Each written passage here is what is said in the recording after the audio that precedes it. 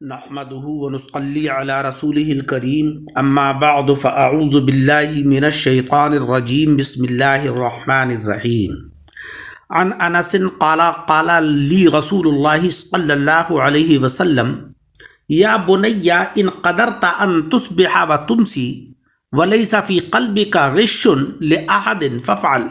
ثم قال يا بني وذلك من سنتي ومن أحب سنتي فقد أحبني ومن أحبني كان معي في الجنة رواه الترمذی۔ سامعین اکرام، جو حدیث مبارک تلاوت کی ہے اس کا مقصد یہ ہے کہ جس نے پیارے آقا صلی اللہ علیہ وسلم کی سنت کے مطابق زندگی کو گزارا اور آقا علیہ الصلاۃ والسلام کی سنتوں سے محبت کی، تو پیارے آقا علیہ الصلاۃ والسلام کا ارشاد عالی ہے کہ وہ جنت میں میرے ساتھ رہے گا۔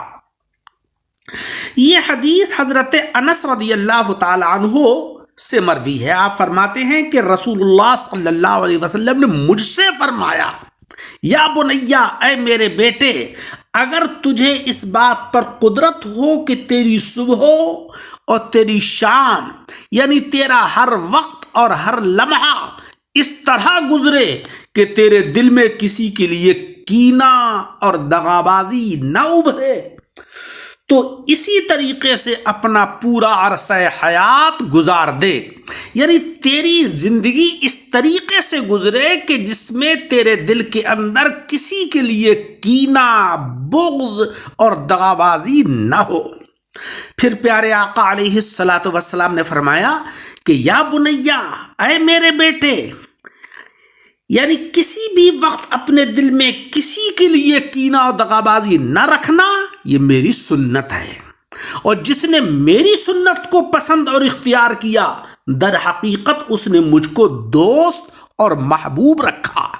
اور جس نے مجھ کو دوست اور محبوب رکھا وہ جنت میں میرے ساتھ ہوگا۔ کانا معیہ فی الجنہ۔ اس حدیث میں اس طرف اشارہ ہے کہ آقا علیہ الصلاۃ والسلام کی سنت کو پسند اور اختیار کرنا حضور علیہ الصلاۃ والسلام کی محبت اور جنت میں آپ کی رفاقت اور معیت کے حصول کا سبب ہے۔ اس سے معلوم ہوا کہ آپ علیہ الصلاۃ والسلام کی سنت اور آپ کے طریقے سے محبت رکھنے اور اس پر کاربند ہونے والوں کو سعادت اور نیک بختی کا اتنا اونچا مقام اور اتنا بلند درجہ حاصل ہوگا کہ دنیا اور آخرت کی تمام نعمتیں ایک طرف اور یہ سعادت ایک طرف۔ اللہ رب العزت اپنے فضل و کرم سے ہم سب کو یہ سعادت نصیب فرمائے۔ دوسری حدیث ہے، عن ابی ہریرہ قال رسول اللہ صلی اللہ علیہ وسلم من تمسک بسنتی عند فساد امتی فلہ اجر 100 شہید۔ رسول اللہ صلی اللہ علیہ وسلم نے فرمایا کہ میری امت کے بگاڑ کے زمانے میں، یعنی جب امت کے اندر بگاڑ پیدا ہو جائے، بے راہ روی پیدا ہو جائے، امت صراط مستقیم سے ہٹ جائے، گناہوں کا کھلے عام چرچا ہونے لگے، ایسے حال میں جو شخص میری سنت اور میرے طریقے پر کار بند رہے گا اس کو 100 شہیدوں کا ثواب ملے گا۔ اتنا عظیم اجر ملنے کی وجہ یہ ہے کہ جس طرح کفر کے مقابلے پر اسلام کو سربلند کرنے اور دین کو زندہ رکھنے کے لیے شہیدوں کو بڑے مصائب اور بڑی قربانیوں کا سامنا کرنا پڑتا ہے، اسی طریقے بلکہ اس سے بھی زیادہ اس وقت سنت نبوی کو زندہ اور رائج کرنے اور دین پر کاربند رہنے کے لیے بڑے بڑے مصائب، بڑے بڑے تکلیفیں، بڑی بڑی پریشانیاں جھیلنی پڑتی ہیں اور سخت قربانیوں کا سامنا کرنا پڑتا ہے۔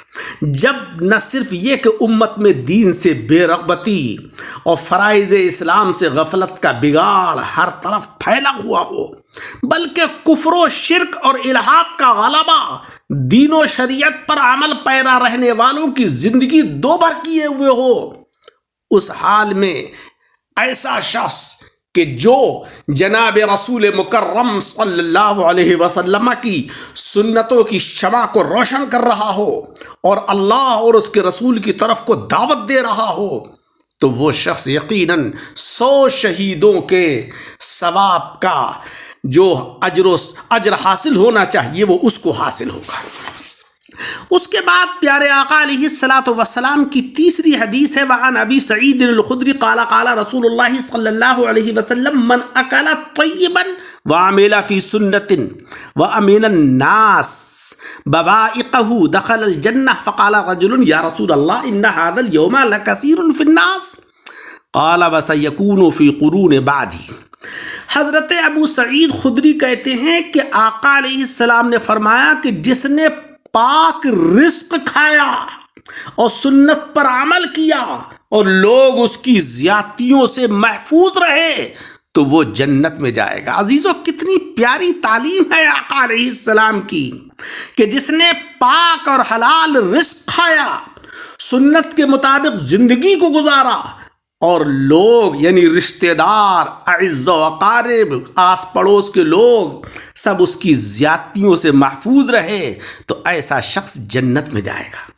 یہ سن کر ایک صاحب نے کہا کہ یا رسول اللہ آج کل تو یہ بات بہت لوگوں میں ہے۔ پیارے آقا نے فرمایا کہ میرے بعد کے زمانوں میں بھی اس طرح کے لوگ ہوں گے۔ پاک رزق کھانے کا مطلب یہ ہے کہ وہ پاک رزق جو حلال اور جائز طریقوں اور درست وسائل اور ذرائع سے حاصل کیا گیا ہو، اس کے کمانے میں شروع سے لے کر آخر تک نیت اور عمل کی مکمل احتیاط اور پاکیزگی کو ملحوظ رکھا گیا ہو۔ پس اگر کسی شخص نے کوئی مال یا کوئی منافع اس طرح کمایا کہ اس کے کمانے سے پہلے یا عین کمانے کے وقت یا کمانے کے بعد کوئی گناہ لازم آ جائے تو وہ مال یا منافع طیب اور پاک نہیں رہا۔ اور سنت پر عمل کرنے کا مطلب یہ کہ زندگی طریقہ نبوی کے مطابق گزاری، کہ ہر معاملہ، ہر کام سنت کے اندر سنت کی اتباع کا خیال رکھا۔ اگر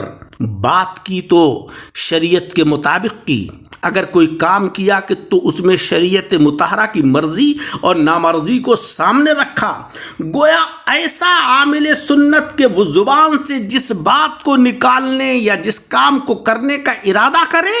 تو پہلے یہ دیکھے کہ میں جو بات کہنے یا جو کام کرنے جا رہا ہوں اس کے متعلق حدیث نے کیا حکم دیا ہے، اور پھر جو حکم اور ہدایت ہو اسی پر وہ عمل کرے۔ اس طرح اس طرف توجہ دے کہ کون سے کام ایسے ہیں کہ جن کو کرنے کی صورت میں سنت نبوی کی پیروی ہوتی ہے، اور پھر اتباع سنت کا ثواب حاصل کرنے کے لیے وہ کام کرے۔ یہاں تک کہ بیت الخلاء کو جائے یا پیشاب پخانہ کرتے وقت وہی طریقہ اختیار کرے جو حدیث میں پیارے آقا صلی اللہ علیہ وسلم نے بیان فرمایا ہے۔ راستے میں پڑی ہوئی کسی تکلیف دینے والی چیز کو دیکھ کر اس کو اس وجہ سے ہٹا دے کہ آقا علیہ الصلاۃ والسلام نے فرمایا کہ ایسی چیز کہ جو تکلیف دہ ہو اس کو راستے سے ہٹا دو۔ اللہ تبارک و تعالی ہم کو پیارے آقا صلی اللہ علیہ وسلم کی تعلیمات کے مطابق، آپ ان کی سنتوں کے مطابق زندگی کو گزارنے کی توفیق عطا فرمائے، آمین بجاہ النبی الکریم۔ درس حدیث کو سن کر احباب کے ساتھ شیئر کریں اور ہمارے یوٹیوب چینل دعوت حق درس حدیث کو لائک اور سبسکرائب فرمائیں۔